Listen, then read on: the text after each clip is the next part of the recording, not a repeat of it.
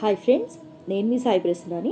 ఈరోజు వీడియోలో మనం అమ్మవారి దసరా శరన్నవరాత్రులు ఏ తేదీన మొదలవుతాయి, అలాగే అమ్మవారు 9 రోజులు ఏ అలంకారాల్లో మనకి దర్శనమిస్తారు, అమ్మవారికి నివేదించుకోవాల్సిన నైవేద్యాలు ఏమిటి, ఏ పువ్వులతో అమ్మవారిని పూజించాలి, ఏ మంత్రాలు స్తుతించాలి అన్న విషయాల గురించి మనం ఈ వీడియోలో తెలుసుకుందామండి. ముఖ్యంగా దేవీ నవరాత్రులు ఎప్పుడూ లేని అవతారాన్ని ఈ సంవత్సరం కొత్తగా ఒక అవతారాన్ని చేర్చారండి. ఆ అవతారం ఏమిటి, అది ఏ రోజున అమ్మవారు దర్శనమిస్తారు అనే విషయాల గురించి తెలుసుకుందామండి. ఇంకా ఈ నవరాత్రుల్లో అమ్మవారి అవతారం కోసం చాలామందికి చాలా డౌట్స్ ఉంటాయి. ఆ డౌట్స్ అన్నీ ఈ వీడియోలో క్లియర్గా అర్థమవుతాయండి. చాలా డీటెయిల్గా మీకు అర్థమయ్యే విధంగా చెప్తానండి. వీడియో స్కిప్ చేయకుండా చూడండి, మీకు క్లియర్గా అర్థమవుతుంది. అంతకంటే ముందుగా మన ఛానల్ని ఎవరైనా ఫస్ట్ టైం చూస్తున్నట్లయితే సబ్స్క్రైబ్ చేసుకోండి. ముందుగా దసరా నవరాత్రులు ప్రతి సంవత్సరం కూడా ఆశ్వీజ శుద్ధ పాడ్యమి తిథి నుండి ప్రారంభమై నవమి తిథితో మనకు ఈ నవరాత్రులు ముగుస్తాయి. నెక్స్ట్ డే మనకి దశమి తిథి వస్తుంది. ఆ దశమి తిథి రోజున మనం విజయదశమిగా జరుపుకుంటాము. అమ్మవారు 9 రోజులు 9 అవతారాలు ఎత్తి మహిషాసురుడు అనే రాక్షసుని వధిస్తుంది. అందుకనే 10వ రోజున చెడుపై మంచి సాధించిన విజయానికి గాను ఎంతో ఘనంగా అమ్మవారిని పూజిస్తాము. అయితే అమ్మవారి అవతారాలు అనేవి అన్ని చోట్ల ఒకేలా ఉండవు కదండి, ఆయా ప్రాంతాలను బట్టి మారుతుంటాయి. మీకు ఇంకా అర్థమయ్యే విధంగా చెప్పాలంటే విజయవాడలోని కనకదుర్గమ్మ అమ్మవారి అవతారాలు వేరుగా ఉంటాయి. అదే శ్రీశైలంలో ఉన్నటువంటి భ్రమరాంబికాదేవి అమ్మవారి అవతారాలు వేరుగా ఉంటాయి. అయితే మేము ఏ అవతారాలను బట్టి అమ్మవారిని పూజించాలి అని అంటే, మీరు ఏ ప్రాంతానికి దగ్గరగా ఉంటారో ఆయా ప్రాంతాలు బట్టి మీరు అమ్మవారి అవతారాలకు సంబంధించిన పూజలు చేసుకోవచ్చు. అంటే విజయవాడకి దగ్గరగా ఉండే ఆ అమ్మవారి అవతారాలు బట్టి చేసుకోవచ్చు. అదే శ్రీశైలానికి దగ్గరగా ఉంటే ఆ అమ్మవారి అవతారాన్ని బట్టి చేసుకోవచ్చు. అయితే ఇక్కడ అమ్మవారి అవతారాలే కాదండి, అమ్మవారి కట్టుకున్న చీర రంగులు, అమ్మవారికి నివేదించవలసిన నైవేద్యాలు అన్నీ కూడా మారుతూ ఉంటాయి.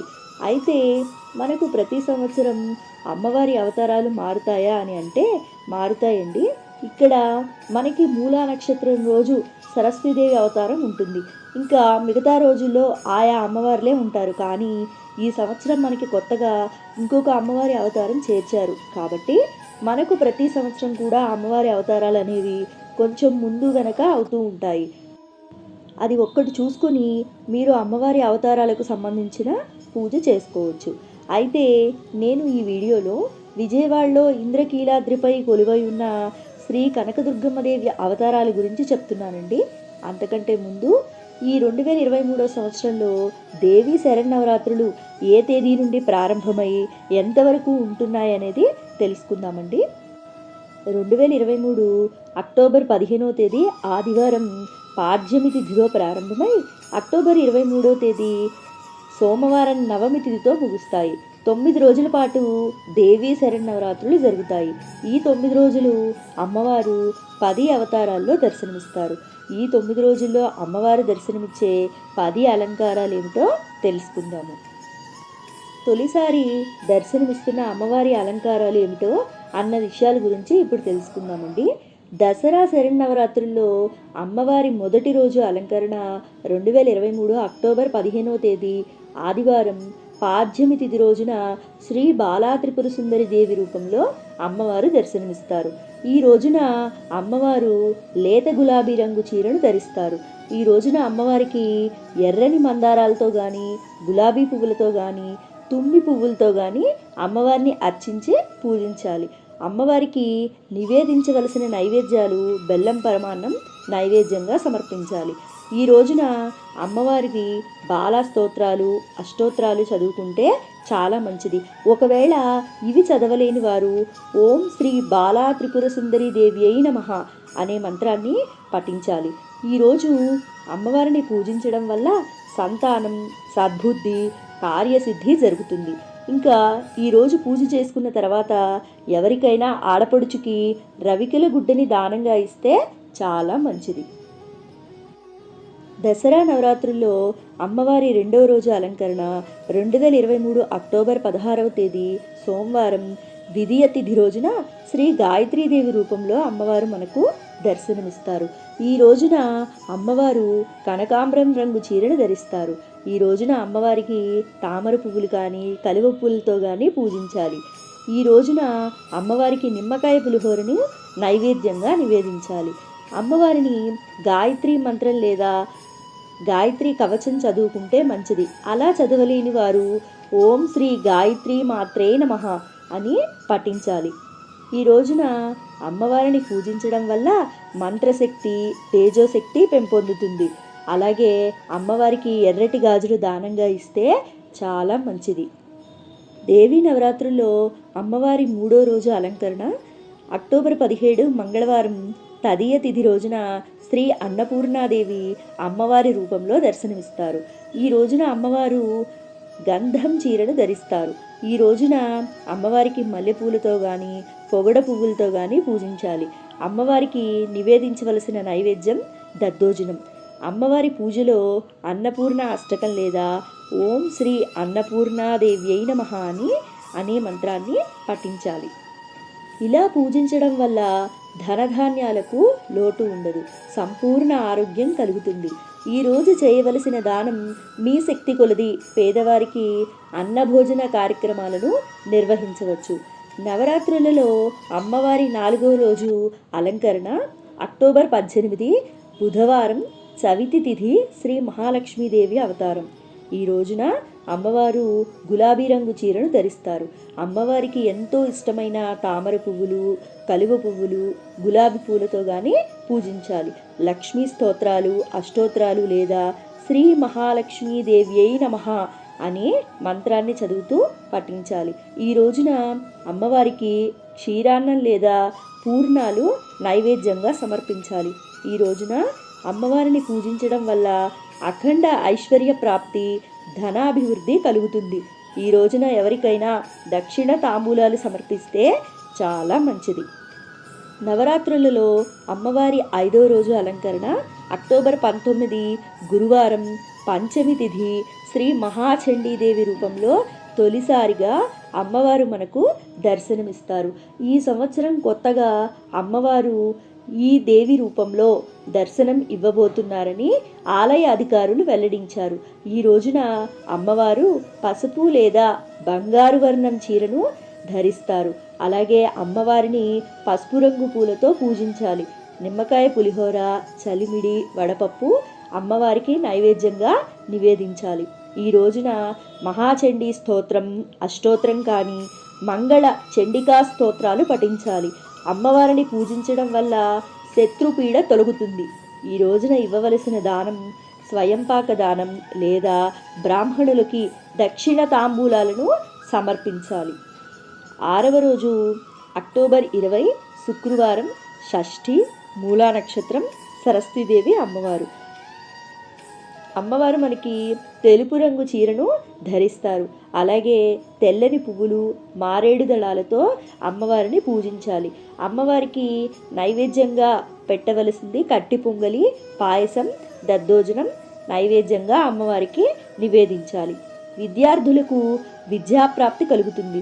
సరస్వతీదేవి అష్టోత్తరం ఓం సరస్వత్యై నమః అనే మంత్రాన్ని పఠించాలి. విద్యార్థులకు పుస్తకాలు దానం చేస్తే చాలా మంచిది. 7వ రోజు అక్టోబర్ 21వ తేదీ శనివారం సప్తమి తిథి రోజు అమ్మవారు శ్రీ లలితా త్రిపుర సుందరీదేవి రూపంలో దర్శనమిస్తారు. అమ్మవారు బంగారు రంగు చీరతో దర్శనమిస్తారు. ఎర్రటి కలువ పువ్వులు, ఎర్రటి గులాబీలతో అమ్మవారిని పూజిస్తారు.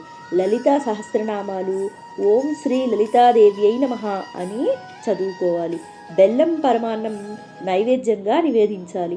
ఈ రోజున అమ్మవారిని పూజించడం వల్ల అఖండ కీర్తి సంప్రాప్తిస్తుంది.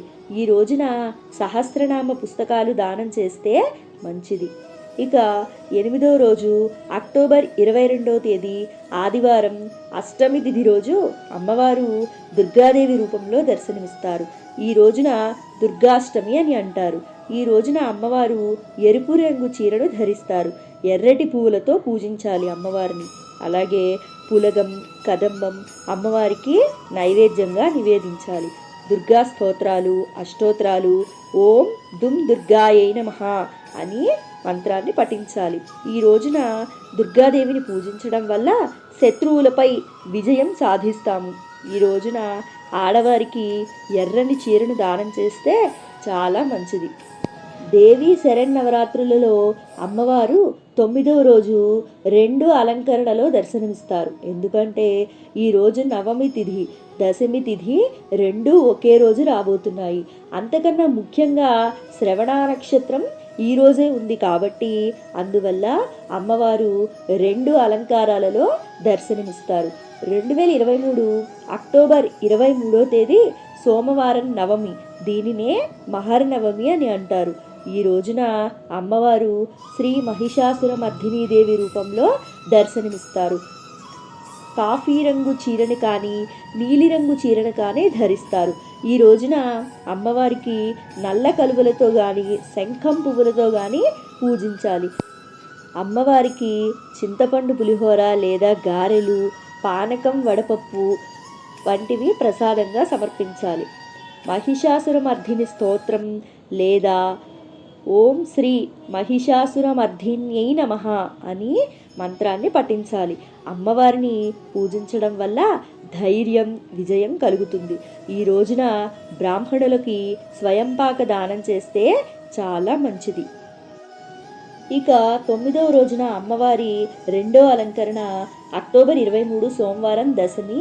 ఈ రోజునే విజయదశమి. ఈరోజు మధ్యాహ్నం నుండి అమ్మవారు శ్రీ రాజరాజేశ్వరీదేవి రూపంలో దర్శనమిస్తారు. ఈ రోజున అమ్మవారు ఆకుపచ్చ రంగు చీరను ధరిస్తారు. అమ్మవారిని ఈ రోజున ఎర్రని పూలతో, వివిధ రకాల సుగంధభరితమైన పువ్వులతో కానీ పూజించాలి. ఈ రోజున అమ్మవారికి శాఖాన్నం లేదా మహానైవేద్యం నివేదన చేయాలి. మహానైవేద్యం అంటే ఈ 9 రోజులు కూడా అమ్మవారికి ఏ ఏ ప్రసాదాలు నివేదన చేశామో అవి అన్నీ కూడా 10వ రోజు నివేదన చేయాలి. ఈరోజు రాజరాజేశ్వరి అష్టకం కానీ ఓం శ్రీ రాజరాజేశ్వరి మాత్రై నమః అనే మంత్రాన్ని పాటించాలి. ఈ రోజున అమ్మవారిని పూజించడం వల్ల శక్తి, సౌభాగ్యం కలుగుతుంది. ఈరోజు పూలమాలలు దానం చేయాలి. ఒకవేళ మీరు ఇంట్లో నవరాత్రులు పూజ చేసుకునేవారైతే ఈ 9వ రోజున ఉదయం వేళల్లో శ్రీ మహిషాసురమర్ధినీదేవి అమ్మవారిని పూజించండి. సాయంత్రం వేళల్లో శ్రీ రాజరాజేశ్వరి అమ్మవారిని పూజించండి. ఇంకొక విషయం అండి, ఇక్కడ చెప్పిన ప్రసాదాలు పువ్వులతోనే పూజించాలా అంటే అవి సమర్పిస్తే మంచిది. ఒకవేళ మీకు ఆ పువ్వులు దొరకకపోయినట్లయితే మీకు లభించిన పువ్వులతోనే అమ్మవారిని పూజించవచ్చు. అలాగే నైవేద్యాలు కూడా మీకు వచ్చిన నైవేద్యాలు చేసి అమ్మవారికి నివేదన చేయవచ్చు. సో విన్నారు కదండి, అమ్మవారి దేవి శరన్నవరాత్రులు ఎప్పుడు ప్రారంభమై ఎప్పుడు ముగుస్తాయి, అలాగే అమ్మవారు ఏ రూపాల్లో మనకు దర్శనమిస్తారు, అమ్మవారు ఏ రంగు చీరను ధరిస్తారు, అమ్మవారికి పెట్టవలసిన నైవేద్యాలు ఏ పూలతో పూజ చేయాలి, ఏ మంత్రాన్ని పఠించాలి, అలాగే ఏ వస్తువులు దానం చేస్తే మంచిది అన్న విషయాల గురించి తెలుసుకున్నారు కదండి. నా వీడియో మీకు క్లియర్గా అర్థమైందని అనుకుంటున్నాను. నా వీడియో మీకు నచ్చినట్లయితే లైక్ చేయండి, షేర్ చేయండి. మీరు కూడా దసరా దేవి శరన్నవరాత్రులు చక్కగా జరుపుకోవాలని కోరుకుంటున్నానండి. తల్లి అనుగ్రహం మనందరిపై ఎల్లవేళలా ఉండాలని మనస్ఫూర్తిగా కోరుకుంటున్నానండి. సర్వే జనా సుఖినో భవంతు, సర్వే సృజనా సుఖినో భవంతు. ధన్యవాదాలు.